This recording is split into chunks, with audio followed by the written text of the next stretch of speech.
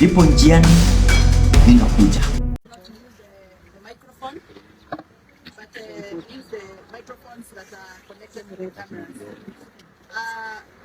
Honorable members of the press and the various organizations represented in this gathering today from the civil society, I want to thank you because I have seen you come for me when I was at my lowest. The day I was petitioned out of Parliament for not accepting a flimsy answer from the Cabinet Secretary in charge of Interior, Kumewaka, I was at my lowest as I walked out of Parliament when other women in the same house were jeering at me. When they looked at me, even there is one woman leader, a woman representative. If you listen to that clip, there is one woman in that clip who said, "Tutakupiga vita." Shame. If you listen to that clip, there is one woman who said, "Tutakupiga vita." Shame. That was my lowest. My lowest because I have been in the women movement in this country since I was 19 years old. I have been participating in the arena of trying to make sure that women politicians get political space for them to make critical decisions like the one I'm trying to make. It defeated me to see women representatives and women MPs watch me as I was getting patronized by men, including the speaker himself, and they never defended me for standing for the rights of the women of Kenya. That is the lowest Kenya has gone on matters of women's rights.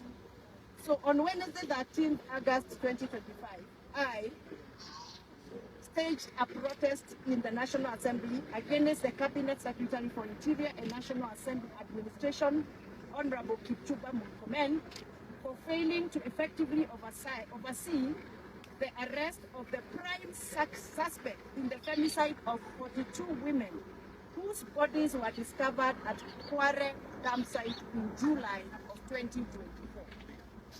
In response, the Speaker of the National Assembly, Honorable WETANGULA, issued a 20-day suspension against myself, barring me from using my office and from appearing in Parliament to represent my constituents, some of whom are here with me today. This is punitive action, and it is viewed as an attempt to silence both myself and the broader anti-femicide movement of Kenya, which continues to demand accountability from security agencies for failing to protect Kenyan women and girls from gender-based killings. In his response to my question in Parliament on the Kumewaka campsite murders, the CS Murkomen confirmed that after 13 months, the Directorate of Criminal Investigation, that is the DCI, has only positively identified 5 out of 42 bodies. Please note, after 13 months, that is 1 year and 1 month, they have only been able to identify only 5 out of 42 bodies. He further admitted that since 20th August 2024, the prime suspect Collins Jumaisi escaped from police custody. The DCI has made no meaningful progress in locating him or identifying other suspects. Since 2016, over 930 women have been murdered in Kenya. I want to repeat, since 2016, over 930 women have been murdered in Kenya, yet only 216 perpetrators have been prosecuted. CS Murkomen's failure to aggressively pursue the perpetrators of the Kumewaka femicide cases not only demonstrates contempt of the victims, but also reinforces the pattern that, under the current government watch, perpetrators of femicide can kill women and traumatize families with impunity. Speaker WETANGULA's decision to act against myself, rather than holding CS Murkomen accountable for failing to fulfill his constitutional duty to safeguard internal security, further perpetuates this pattern of contempt against women's rights. It is particularly alarming that following his flippant treatment to myself and other leaders like Senator Gloria, who has gone through the same, Murkomen went on to dismiss the BBC Africa Eye documentary, Madams, exposing Kenya's child sex trade in Maimahio in Kirigiri, describing it as an attack on Kenya's image. This reflects a consistent unwillingness to address urgent and systematic threats to women and girls of Kenya. My suspension is a call to action to all Kenyans to stand in solidarity with the femicide victims and to demand accountability from state institutions going forward. Wamama Viva! Viva! I commit as a member of parliament elected by the power of the vote, enshrined by the Kenyan Constitution, as a woman leader of this country, as a mother of girls and boys, I will continue to play my critical and active role in defending the rights of women, mothers, girls, and children of Kenya.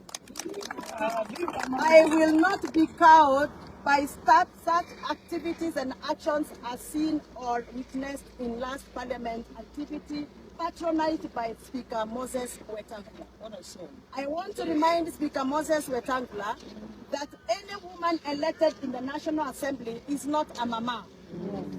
Any woman elected in the National Assembly is referred to as honorable member. Mamas are languages that are used to bring down the women's status in the society. Mamas are called to us whenever we are in our homes. But when we are in parliament, we are honorable members of parliament. Wamama Viva! Viva! As a woman leader in this country, I want to register my disappointment with the government of the day. President William Ruto, the patron of my party that has sponsored me in the National Assembly, committed to a national women charter and promised to deliver sanitary towel to every deserving girl of this country. 2.5 years are gone. That has not been done. President William Ruto, you have failed the girls of Kenya. Shame. President William Ruto committed through a national charter, which he committed through the commitment of a personal signature, to provide diapers to lactating mothers of Kenya. It is now 2.5 years, and those diapers to lactating mothers have not been delivered. President William Samoei Ruto, you not only failed to deliver diapers, you have refused to protect the dignity of the mothers during delivery by providing a cover called Leader Mama. You have failed the women of Kenya. As I complete my press statement today, I want to reassure the women of Kenya, those that are aspiring to become MCAs, those that are aspiring to become members of parliament, governors and senators, do not back down. Continue pressing on. Some of us are suffering so that tomorrow we can occupy our spaces. Prepare to occupy parliament through parliamentary votes. Prepare to come and sit on the seats that Wamuchomba sits in parliament. Prepare to be governors, prepare to be senators, so that our voice can be amplified as the women of Kenya. Viva Wamama Viva! Viva! Viva Wamama Viva! Viva! From today, we are continuing to rally the call to action to protect the women of Kenya from harassment from the police, harassment from patriarchal system of political parties, and harassment from their workplaces. Senator Orwaba said something that I think Kenya has not heard. Her problems and wars started when she talked about sexuality, sexual harassment in the corridors of offices of government. Senator is speaking on behalf of so many women who are quiet. There are so many women who are intimidated in their job workplaces, women intimidated in political parties, women intimidated in colleges and universities, and Senator is speaking for so many women. Continue praying for us. continue standing with us, and thank you very much for coming to stand with me as I give my press certificate. Asanteni sana. Swali moja tu wawili.